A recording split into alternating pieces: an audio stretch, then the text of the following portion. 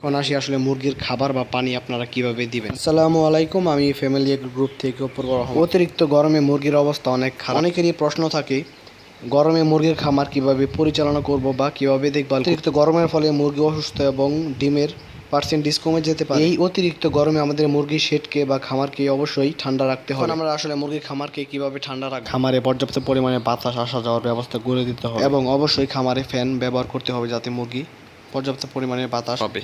এবং অতিরিক্ত গরম থাকলে খামারে অবশ্যই পানি স্প্রে করতে হবে। এখন আসি আসলে মুরগির খাবার বা পানি আপনারা কিভাবে দিবেন। মুরগির পানির পাত্রে অবশ্যই আমাদেরকে ঠান্ডা পানি রাখতে হবে। ঠান্ডা পানি দেওয়ার উপায় হচ্ছে অবশ্যই আমাদেরকে 3-4 ঘন্টা পরে পরে পানি চেঞ্জ করে দিতে হবে। এই গরমের দিন আমাদের ট্যাঙ্কির পানি ব্যবহার না করাই ভালো, সরাসরি মোটরের পানি ব্যবহার করাই উত্তম। আপনারা চাইলে দুপুরের পানিতে লাইসোবিট ব্যবহার করতে পারেন, এতে আপনাদের মুরগি ভালো থাকবে। এবং আপনারা খাবার দেওয়ার আগে সবসময় পানি দেওয়ার চেষ্টা করবেন। এখন গরমের সময় মুরগিকে খাবার কখন গরমের সময় চেষ্টা করবেন মুরগিকে 60% খাবার সকাল 10টার আগেই দিয়ে দিতে, আর 40% খাবার সন্ধ্যার সময় দিবেন। এইভাবে খাবার দিলে মুরগির শরীরের গরম কম লাগবে, এর ফলে আপনার ডিমের পার্সেন্টেজ কখনোই কমবে না। এর মতো এই পর্যন্ত, দেখা হচ্ছে আপনাদের প্রয়োজনীয় পরের ভিডিওতে।